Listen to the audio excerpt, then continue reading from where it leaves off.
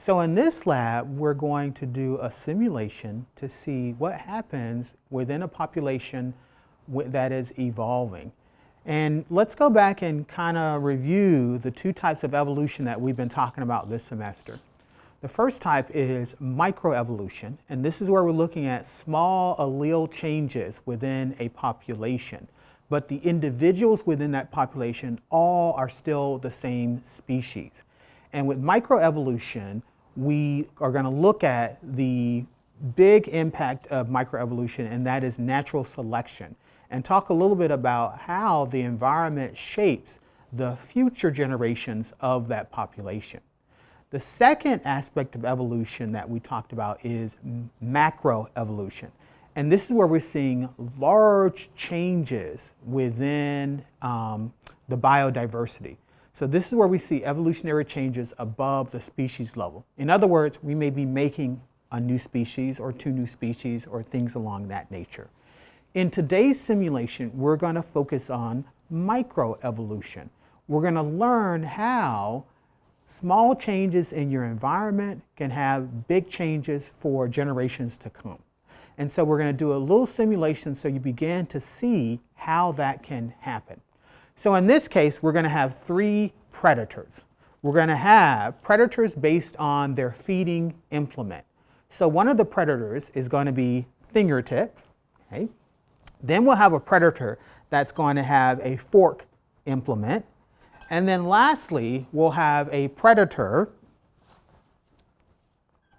that's going to have forceps. Okay? Notice that each one of the feeding implementations of the predators gives them a different either advantage or disadvantage when it comes to grabbing prey. And so we're going to do this simulation to see if the population alleles will change over time based upon how successful the predator is at grabbing their prey.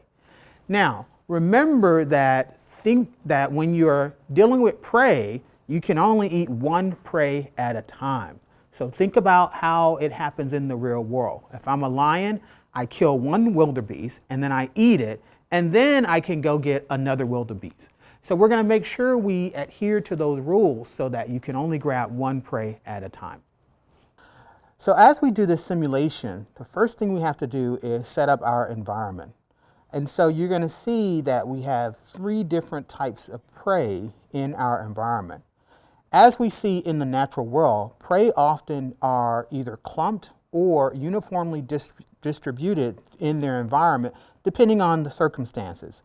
So to mimic that, we're going to pour each of our prey samples into our environment. And then we're going to mimic the random distribution sometimes that we see within our environment. And so I'm simply going to move them around. And notice that we still get clumping because wildebeest tend to want to hang out with other wildebeest. Zebras tend to want to hang out with other zebras. So we want to mimic this so that we get good data as we're doing our simulation. Okay? Now that we have our prey population distributed within our environment, it's time for us to begin the predator feeding simulation. So we're going to start the timing. And what we're going to do is each person is going to try to grab as many prey as they can. They can grab any variety of prey, and they can move as fast, as slow as they can, depending on their feeding implement. Okay? And so let's begin our simulation so that you can see how we do this. All right, you guys ready? Yeah. And start.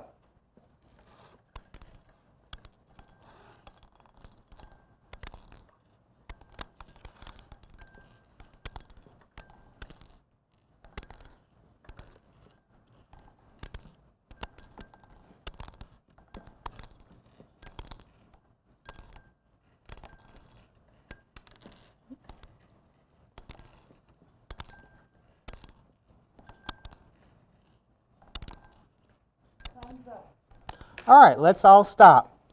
So now what we want to do is we want to look at how successful each predator was at obtaining prey. The reason why we're looking at this success of capturing prey is because this is going to dictate, for example, me as a predator, how many children can I support with the food source I've been able to obtain in the environment. And remember the definition of fitness. It is how many alleles do you contribute to future generations.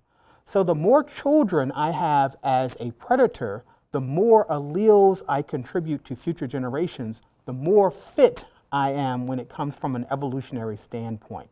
And so as we count the number of predators that each one of us was able, a number of prey that each one of us was able to obtain, this will then directly impact how many offsprings we have for the next generation, which will determine the number of predators for each type for the next generation.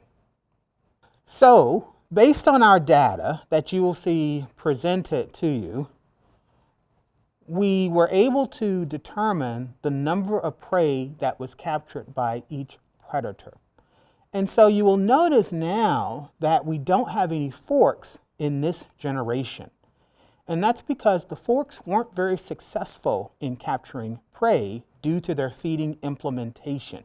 And so their implementation gave them a disadvantage in their environment. And because of that, they weren't able to provide enough nutrition to their offsprings who did not survive.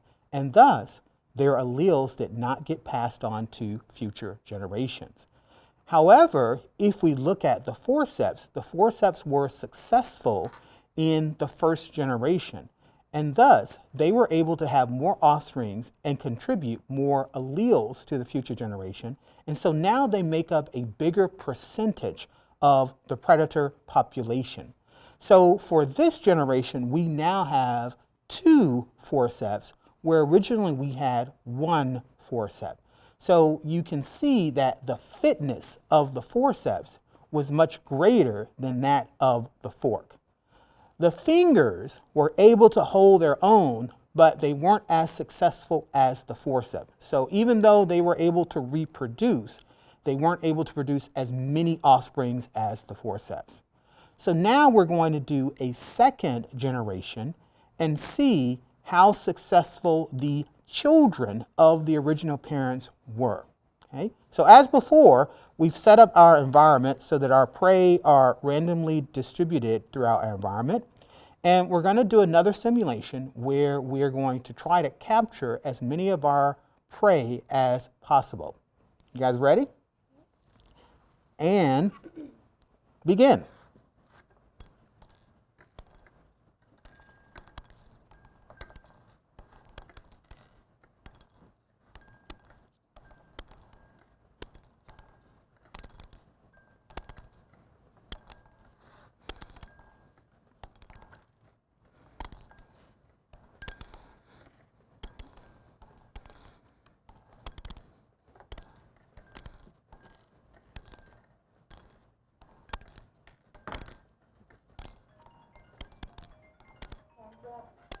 Alrighty, so let's stop and let's look at the number of prey that we've been able to capture. So first, let's look at the fingers, okay?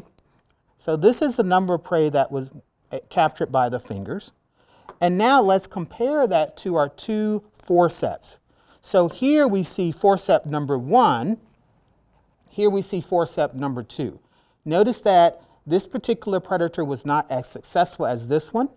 And when we compare it to our fingers, we see that the fingers for this generation was much more successful than the forceps.